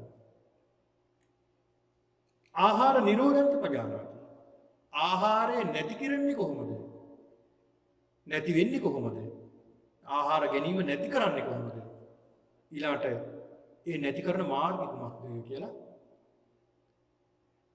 දැනගන්නවා. අන්න එතින්නුත් මේ සම්මාදිට්ඨිය බවට පත් වෙන්න පුළුවන්. එතකොට මේකේ සඳහන් වෙනවා ආහාර වර්ග හතරක් තියෙනවා. ඒ ආහාර වර්ග හතරෙන් එක ආහාර වර්ගයක් පිළිබඳව විතරයි අද සාකච්ඡා කරන්න පුළුවන්කම තියෙන්නේ. ඒ තමයි ආහාර වර්ග හතරක් පිළිතුරු තියෙනවා. ඒ තමයි එකක් තමයි කබලිකාර ආහාර, අනික පස් ආහාර, තුන්වෙනි එක මනෝ සංචේතන ආහාර, හතරවෙනි එක විඥාන ආහාර. මේ කබලිකාර ආහාර. කබලිකාර ආහාර කියලා කියන්නේ අපි අපේ ශරීරයේ පවත්වා ගැනීමට ගන්න කුඩා කැබලි බවට පත් කරලා දත් වලින් හපලා ගන්න ආහාර වලට කියනවා කබලිකාර ආහාර. ඒවට කියනවා පින්නතුනි ඕලාරිකම් වා සුකුමම් වා. චත්තාරෝමේ භික්කවේ ආහාර භූතානම් වා සත්තානං තිතිය. සම්භවේසීනම් වා අනුග්ගාය. කතමේ චත්තාරෝ. කබලිකාරෝ ආහාරෝ. ඕලාරිකම් වා සුකුමම් වා. ඕලාරිකයි එහෙම නැත්නම් සියුම්. රළු හෝ වේවා සියුම් හෝ වේවා අපේ ශරීරයෙන් ගන්න ආහාර. ඒක නිසා තමයි අපේ ශරීරය පවතින්නේ. මේ ගන්න ආහාර නිසා. එතකොට මේ ආහාර ගන්නකොට අපි බොහොම අවබෝධයෙන්මයි මේ ආහාර ගන්නට ඕනේ කියලා බුදුරජාණන් වහන්සේ පෙන්වලා දීලා තියෙනවා. හොඳයි පින්නතුනි. අදට මේ ධර්ම දේශනාවේ මෙතනින් අවසන් කරනවා මේ ධර්ම දේශනාව. නැවත අපි දැන් හෙට දිනේ මේ දේශනාව මම සිද්ධ කරන්නේ මේ සම්මාදිට්ඨික සූත්‍රය පිළිබඳව. ඉතින් ඒක නිසා ඔබ සියලු දෙනාටම තව මොහොතක් තිබෙනවා ප්‍රශ්න තිබෙනවා නම් මේ පිළිබඳව සාකච්ඡා කිරීමට මේ විනාඩි 10ක් පමණ තිබෙනවා. ඒක නිසා ඒ සඳහා ඔබට මේ අවස්ථාව ලැබලා දෙනවා.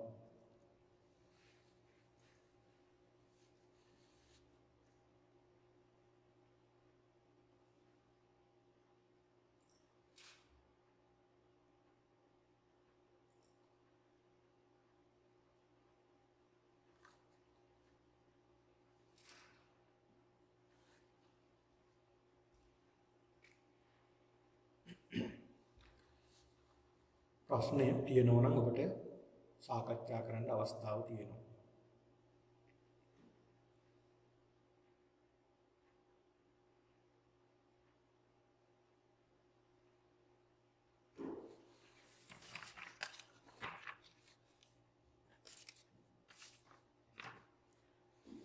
Kita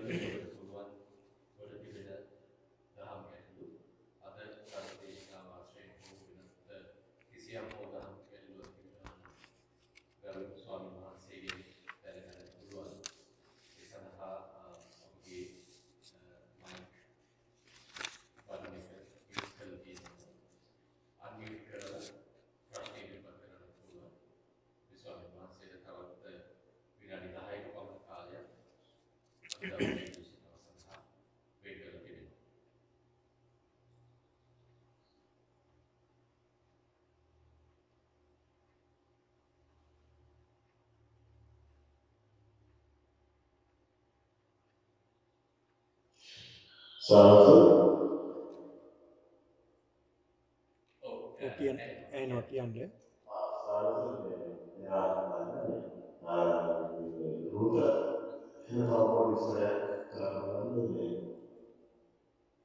වෘත පිළිබඳව නේද? වෘත. ඔය බුද්ධ කාලයේ වෙනකොට තිබුණා විවිධ බුද්ධ සමාදම් වෙන පිරිස් හිටියා.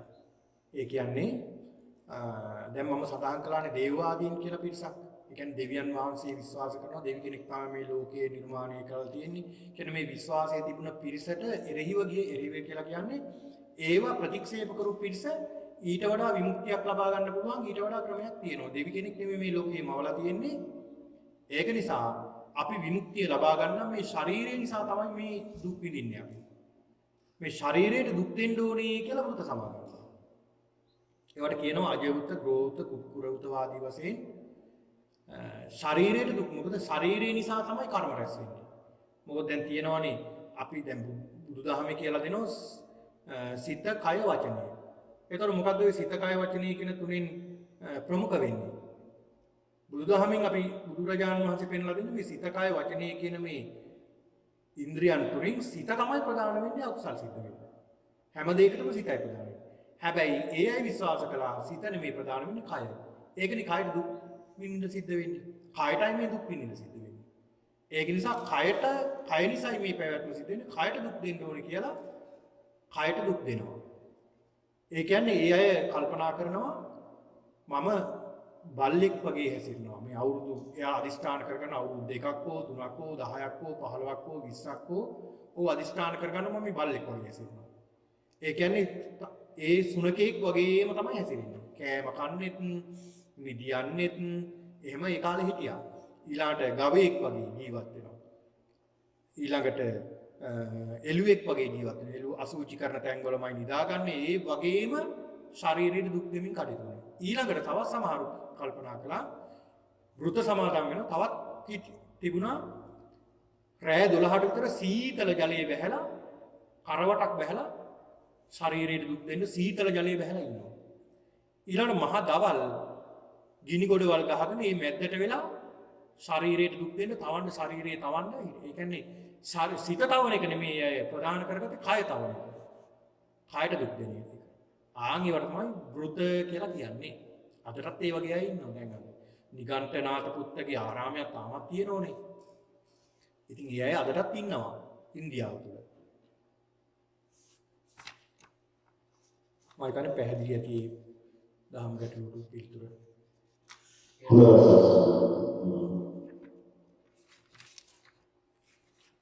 තවත් දහම් ගැටලු තියෙනවා නම් ඔබට පුළුවන් සාකච්ඡා කරන්න.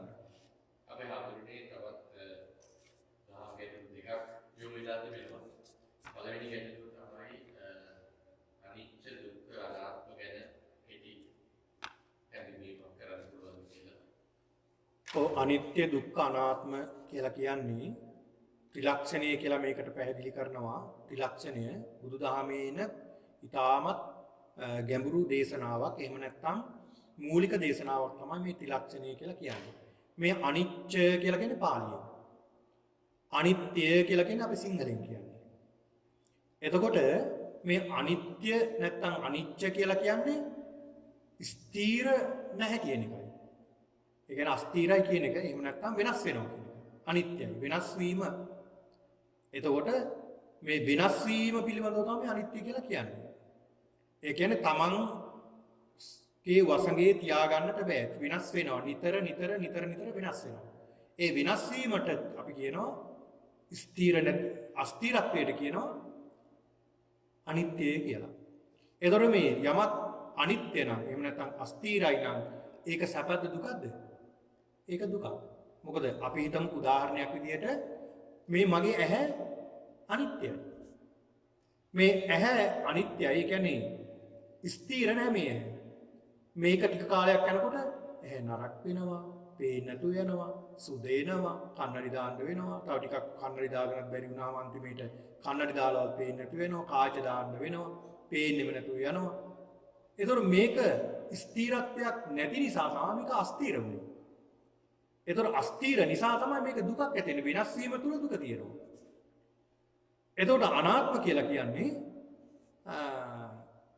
මේක ආත්මයෙන් තොරයි. එහෙම නැත්නම් මේක තමාගේ වසඟේ තියාගන්න බෑ. ඒ කියන්නේ මේ මගේ ඇහැ වෙනස් නොවේවා, වෙනස් නොවි පවතිවා කියලා කිව්වට වෙනස් වෙනවනේ. ආන්ගේ ලක්ෂණය තමයි කියන්නේ අනාත්ම කියලා. මේක ලෝකයේ ඇති වුණේ කවද්ද? එදා ඉඳන් පවතින කාරණාවක් මේක. සත්‍ය සෑම සත්‍යයකම පුදු කාරණාවක්. ඒක නිසා මේක ස්වභාවික ලක්ෂණයක්. ලෝකේ පවතින. ඒක මතු කරලා තමයි බුදු කෙනෙක් ධර්මයේ දේශනා කරන්නේ. පැහැදිලිද? පැහැදිලි හම්බුනේ. ඒකම තවත් ප්‍රශ්නයක් යොමුලා තිබෙනවා. ගිහියන්ට සෝවාන් වෙන්න පුළුවන්ද? ඒක සෝවාන් වෙනවා නම් ඒකට බාධා වගේ තියෙනවද? ඔව් විනාඩි දෙකක් තුනක් තමයි තියෙන්නේ මේ ප්‍රශ්නට උත්තර දෙන්න. ඉතා කෙටියෙන් මම උත්තර දෙන්නම්. සෝවාන් වෙන කෙනා ගිහි අයට සෝවාන් වෙන්න බෑ කියලා කොහෙද තියෙන්නේ? එහෙම කොහෙවත් නැහැ. ගිහි අයට සෝවාන් වෙලා හොඳ පෞල් ජීවිත ගත කරන්නත් පුළුවන්. ඉතා සාර්ථකව. ඕන තරම් උදාහරණයක් කියන්නම්. ඔය බලන්නකෝ මේ බුද්ධ ශාසනයේ හිටපු ශ්‍රාවක ශ්‍රාවිකාන්ගේ චරිත වෙන එකක් ඕනේ නැහැ. විසාකාවේ චරිතය ගන්න. සෝවාන් වෙච්ච කෙනෙක්. ඊළඟට අනිත් අය බලන්න කොයි තරම් මේ ඒ අය සෝවාන් වෙලා තියෙනවා. හොඳ ගිහි ජීවිතයක් සාර්ථක ගිහි ජීවිතයක් ගත කරලා තියෙනවා. ඒවට බාධාවක් නෙමෙයි. සකදාගාමී වෙන්නත් පුළුවන්. අනාගාමී වෙන්නත් පුළුවන් ඒ අයට. හැබැයි රහත් වෙන්න තමයි රහත් වෙන්නත් පුළුවන්. රහත් වුණොත් ඒ කෙනාට ගිහි ජීවිතේ දවස් 7කට වැඩි ඉන්න බෑ. එහෙම නැත්නම් එක්කෝ පැවිදි වෙන්න ඕනේ, එහෙම නැත්නම් පිරිනිවන් පාන්න ඕනේ. හේතුව මොකක්ද? ගිහි කෙනෙක්ට රහත් වී ගිහි ජීවිතයේ ගිහි ගෙදර ඉන්න බෑ. එක්කෝ එයා පිරිනිවන් පාන්න ඕනේ, එහෙම නැත්නම් පැවිදි භාවයටපත් වෙන්න ඕනේ. හේතුව තමයි ගිහි ගෙදරකට අවශ්‍ය රාගය, ආසාව, බැඳීම, මේ ක්ලේශ හුකි නෑ සියල්ල නැති කරලා. ඒතර ගිහි ජීවිතයක ගිහි ගෙදරක මොනවා වුණත් තියෙනවනේ ලෝභ ද්වේෂ මොහ. ඒතර ගැටීමක් නේ ඔය දෙක අතර. ගැටීම තුල ඉන්න බෑ. එක්කෝ පිරිනිවන් පාන්න ඕනේ, එක්කෝ පැවිදි වෙන්න ඕනේ. ඒක නිසා තමයි ගිහිගේ අතහැරලා පැවිදි භාවයටපත් වෙන්නේ. ඒ නිසා ගිහියන්ට කිසිදු බාධාවක් නැහැ මේ මාර්ගඵල අවබෝධ කර ගැනීම. පැහැදිලිද? හොඳයි එහෙනම් දැන් පින්නතුනි හෙට සිල් වැඩසටහන සිදු කරනවා. මේ සිල් වැඩසටහනේදී මේ ධර්ම දේශනාව ඉතුරු ටික අපි සිද්ධ කරනවා. මේ සම්මාදිට්ඨි සූත්‍රයේද ඔබට පුළුවන් නම් සම්බන්ධ වෙන්න. ඒක ඉතාමත් වටිනා මේ ධර්ම දේශනා මාලාවට. මොකද මේ සම්මාදිට්ඨික සූත්‍රය බොහෝ දෙනෙක්ට තියෙන ප්‍රශ්නයක් තමයි මේ සාකච්ඡා කරන්නේ. ඒක නිසා ඉතාමත් වටිනා සූත්‍ර දේශනාවක් නිසා කරුණු ගණනාවක් වලින් අපි දේශනා කරනවා මේ සම්මාදිට්ඨික සූත්‍රය පිළිබඳව. ඒක නිසා හොඳයි පින්නතුනි මේ උතුම් වූ ධර්ම දානමය පින්කම සිදු කර ගැනීමෙන් සිද්ධ කරගත්තා වූ සියලු කුසල ශක්තියේ බලයෙන් මේ පින්නතුන් නමින් ජන්මාන්තරගත වන්ට දුන සියලු ඥාතින් උදෙසා මේ පින් අනුමෝදන් වෙත්වා. සියලු ඥාතීන් දුකින් අත මිදී උතුම් නිවනින් සැනසීමට මේ උතුම් පින්කම හේතු වාසනා වේවා සාදු කියලා ප්‍රාර්ථනා කරගන්න. දෙවියන්ට මේ පින් අනුමෝදන් වෙත්වා. දෙවියොත් පතන බෝධියකින් උතුම් අජරාමර සංඛ්‍යාත නිවනින් සැනසෙත්වා කියලා සාදු කියලා ප්‍රාර්ථනා කරන්න. ඒ වගේම මේ උතුම් ධර්මානුශාසනාව ශ්‍රවණය කරමින් මේ සිද්ධ කරගත්තා වූ අප්‍රමාණ කුසල සම්භාරයේ ශක්තියෙන් මේ සියලු දිනාට චතුරාර්ය සත්‍ය අවබෝධයේ පිණිස මේ උතුම් පින්කම කුසල කර්මයකසේ හේතු වාසනා වේවා සාදු සාදු සාදු. ආකාසට්ටා ච බුම්මට්ටා දේවා නාග මහිද්దికා පුඤ්ඤන්තං අනුමෝදිත්වා චිරං රක්ඛන්තු ශාසනං. ආකාසට්ටා ච බුම්මට්ටා දේවා නාග මහිද්దికා පුඤ්ඤන්තං අනුමෝදිත්වා චිරං රක්ඛන්තු දේශනං. ආකාසට්ටා ච බුම්මට්ටා දේවා නාග මහිද්దికා පුඤ්ඤන්තං අනුමෝදිත්වා චිරං රක්ඛන්තු මම් පරන්ති. වන්දනා කරගන්න ඕන. අභිවාදන සීලිස්ස නිච්ඡං වද්දාපචායිනෝ චත්තාරෝ ධම්මා වඩ්ඩන්ති ආයුවන්නෝ සුඛං බලං ආයුරාෝග්‍ය සම්පatti සග්ග සම්පatti මේවච අතෝ නිබ්බාන සම්පatti ඉමිනාතේ සමිජ්ජතු. සියලු දෙනාට සම්මා සම්බුදු සරණයි.